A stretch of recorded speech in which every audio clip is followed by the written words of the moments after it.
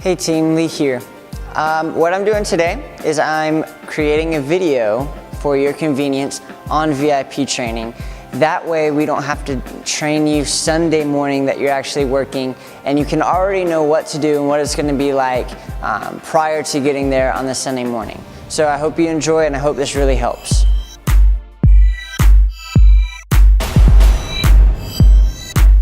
First of all, we got to understand that the VIP, all of our roles in the VIP department is to make first-time guests feel like they're a very important person, very valuable. And so in everything you're doing at the VIP tent after service on Sundays is geared to keep the mindset that you're trying to make them feel very important, to want to come back, to feel like a family. So there's three main roles in the VIP department that you're going to be serving at some point. First, we have the tent leader.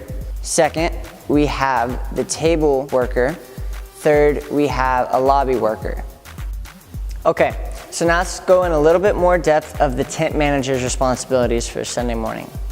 Now, first off, let's get this squared away that the tent manager is always responsible to respond to the ministry coordinator to Roger Bartram. So if any time you don't know who your ministry coordinator is, or they're not there on that Sunday and you don't know what to do as the tent manager, you go see Roger Bartram. So what the tent manager's job will look like is on a Sunday morning, at some point before post-service, please come out, preferably during worship, right after worship, come out. Underneath the table here, you'll see a gray bin, looks like this. What you do is you just take the shirts out, you can look at the sizes and put them in the bins that are appropriate. We typically do small, medium, large, extra large, and leave the 2X in here.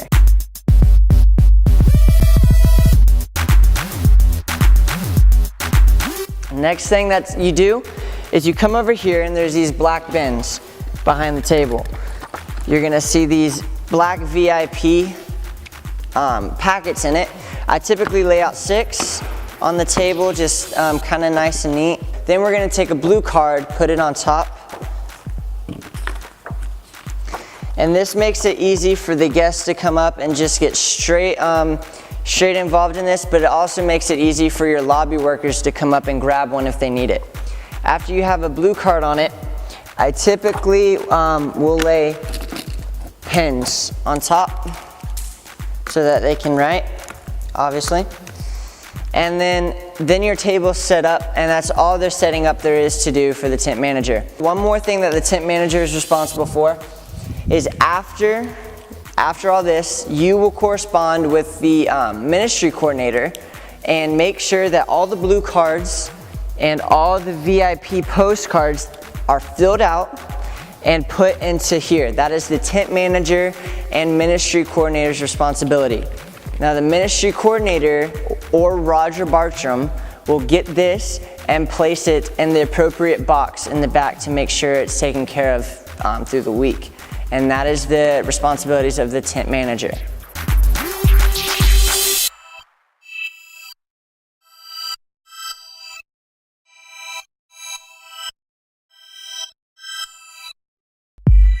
Okay, now let's talk about the table worker's responsibility. Table worker's responsibility is very, very similar to the lobby worker's responsibility, which we'll get to next. But the main responsibility is to, one, always make them feel like a very important person, a VIP guest, and they'll come up to the table, you just greet them. Hey, is this your first time? It's really just awesome to see you this morning. I hope you enjoyed it. Start a little bit of a conversation. Cool. After that's been going on, you just simply say, hey, can I have your information on the blue card? And on the blue card, all they fill out is all the information that we'll talk about in a little bit. Make sure you watch that section of the video, it's very important.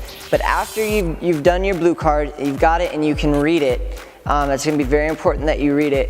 Just initial the top, give them their guest packet, and ask them for size and color of a shirt they'd like and then give them their free shirt and just invite them back.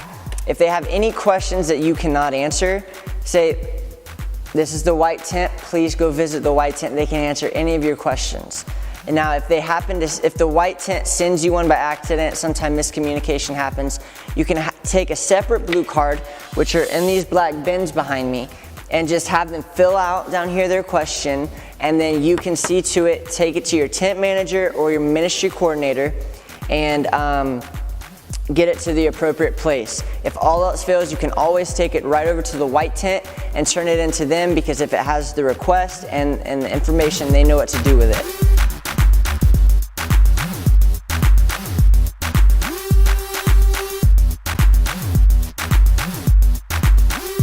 Next, let's just hit on the lobby workers' responsibilities.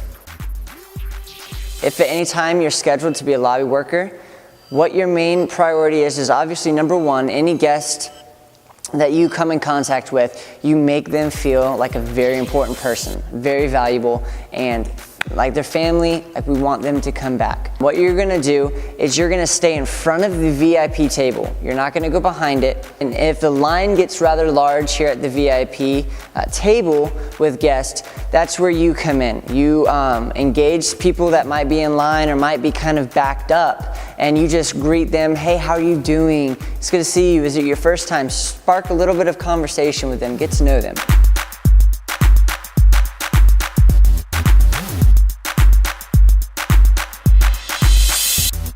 Okay, now that you guys have a little bit more in-depth understanding on your roles in the VIP department, whether you get served for a lobby worker, a tent worker, or you're the tent manager for the week, you know a little bit more about what you're doing. So let's hit on some practicals. First of all, scheduling. Your MC, your ministry coordinator, is responsible for filling out the monthly calendar a month or two in advance. You can find those here at the tent. Every month we'll keep a stash of monthly calendars that you can come by and ask for after service.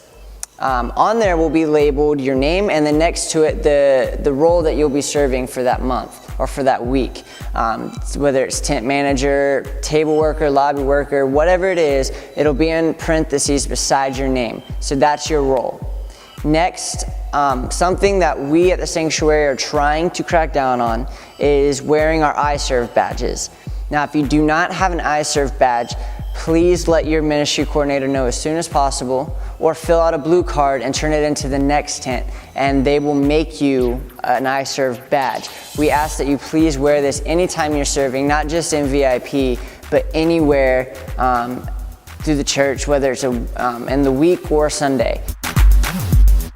And the last practical that I'm going to mention to you guys is very important. If it is your week to serve on VIP, as soon as the pastor asks everyone to stand, or you see the worship leader for that particular Sunday go up to the keyboard, that is your cue to come out to the lobby and to your tent.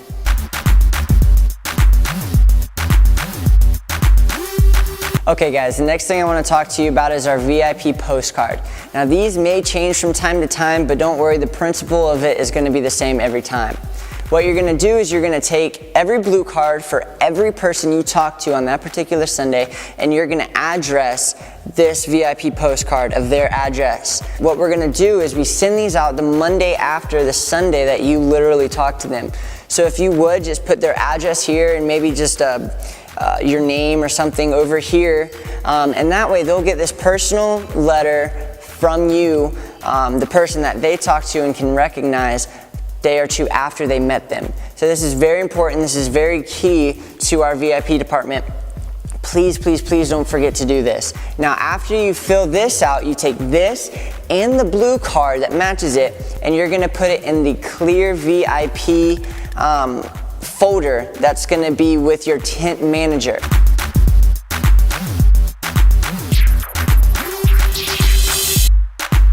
Now this is the golden responsibility. This is the most important responsibility of anyone working the VIP tent at any time. This goes for the lobby worker, the table worker, and the tent manager for the week. And this is dealing with our blue cards. When we have when you work with an individual, a first-time guest, and you have them fill out the appropriate information, like we discussed earlier in the video, it is very crucial that we get your first and last initial right here at the top of the card, okay? What we're going to also do is make sure that for every blue card you fill out a VIP postcard that we talked about earlier.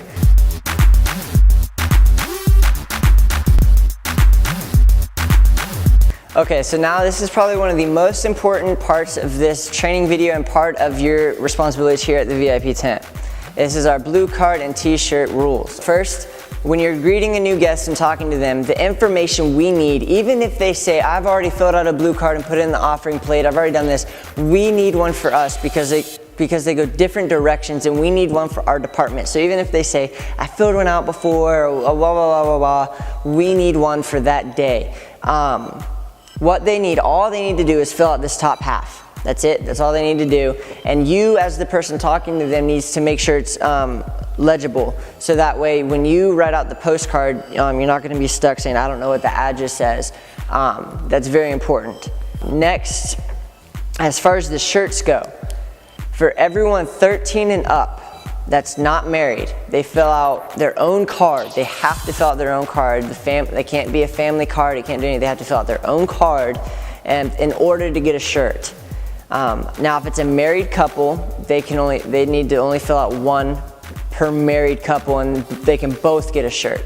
And that's how we regulate the shirts. Now, if they're under 13, their VIP stuff is taken care of in Studio 6-7, so just explain that to the parent.